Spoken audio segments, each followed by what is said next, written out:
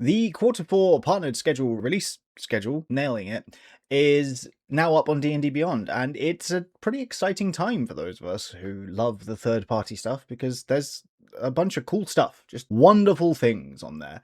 It's a little less hectic than the Quarter 3 one, but there are some obvious reasons for that, being the first-party books that are coming as well. While I don't normally do news, I wanted to cover this because I wanted to. I don't really have to give any more explanation than that. It's my channel. So yeah, my name's Jason. This is the Dungeon Himbo. I do third-party reviews, build guides, and all sorts of other stuff, including news today, apparently. I guess let me know if this is something you're interested in, and I'll do more videos like this without breaking my sanity by doing too much. But let's get into it. So, this comes from Watsy Laura on D&D Beyond, and it goes over the fact that Gen Con's done, which is true, and we're shifting into this season of Magic and then Season of Champions. Obviously, for the rest of the year, Season of Magic officially kicks off in September with Kana Unleashed, which is out, sort of. Those of you at Gen Con might have already picked up a one, and there's a bunch of embargoes which broke on Tuesday, Monday, one of those days, and a bunch of your favorite content creators have already been talking about different build guides and subclasses and all that sort of stuff. Darthy's video is a wonderful one. Mystic Arts, Darthy and AV do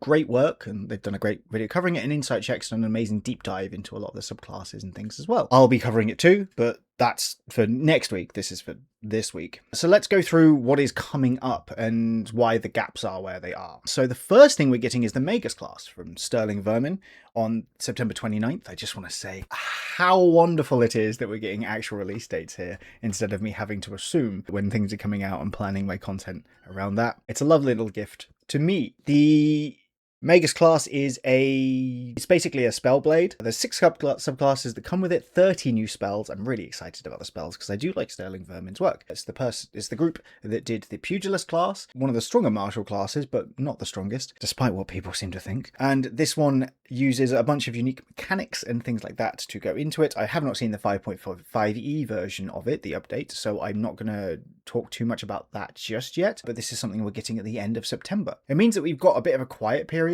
The Kana Unleashed early access is on the 1st. The Arcana Unleashed actual access is on the 15th, along with the Deadfall adventure book. And then we've got 2 weeks from the official release, but not 4 weeks from the master tier early access. And also it's out already. It's a little perplexing, but it means we're going into as quiet of a period as we've had for D&D this year. It's been very busy. After that, we're getting Obejima, Tales from Yatamon. This is the next book from the Obejima lot. They were very heavy on subclasses in the first one.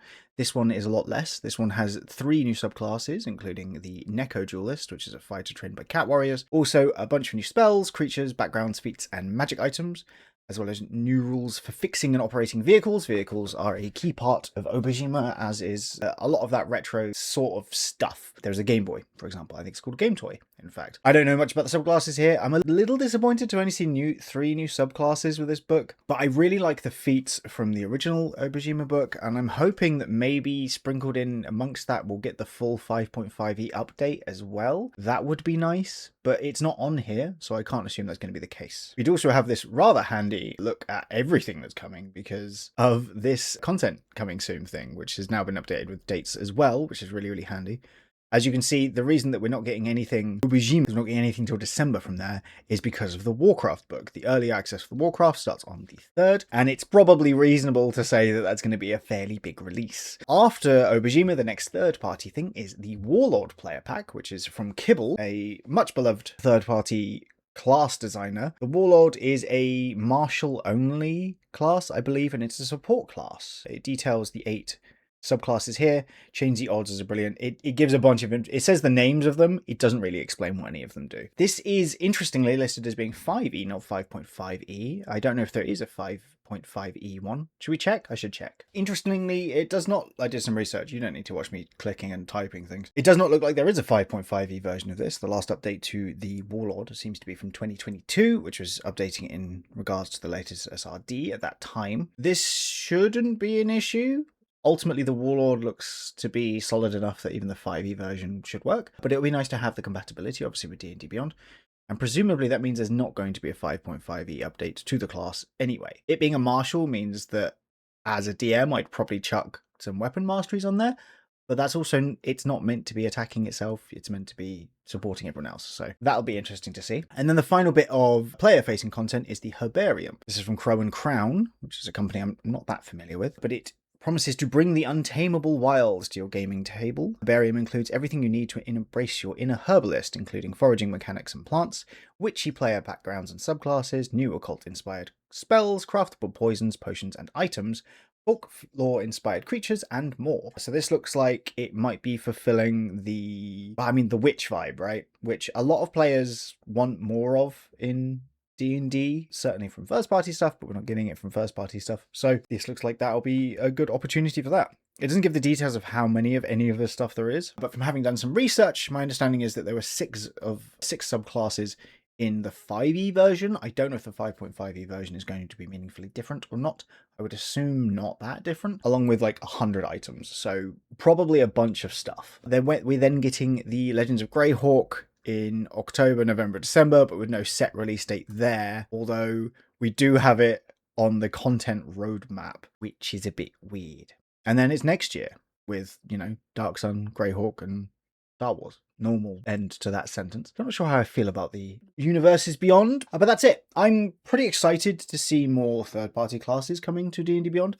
I'd really like to see more Valda's ones specifically. I love the Gunslinger. I think it's incredibly cool, although I am happy to see the Magus from Sterling Vermin, as that is one of those ones which a lot of players shout about online as being just exciting. I think there's going to be a lot of pushback on it because if it's a Spellblade, it's going to be competing with, obviously, the Blade Singers, the archetypal one.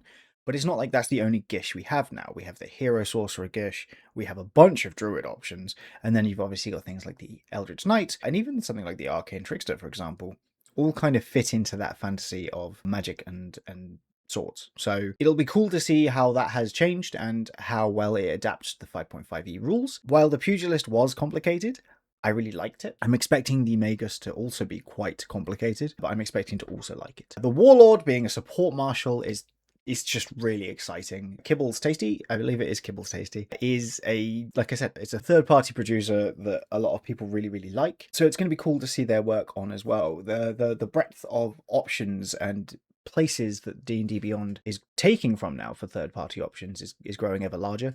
And it's good news for the creators because obviously they get money, and money is good because capitalism is here, whether you like it or not. As a whole thing, that's not for this video. And it's good news for those of us who play online, because D&D Beyond does make it easier to play online, and it is the best of the online tools in my opinion, despite its flaws, and it is getting better as well, which is also good. I really hope the new search feature comes in soon, though. The more stuff they add, the harder the search function has to work, and the worse it feels. But that's it for me today. If you enjoyed this, then like the video, subscribe. Did I say subscribe earlier? I'm such a bad YouTuber, I really am. Check out some of my other videos if you have the need to do so, and I'll see you on Monday for a build.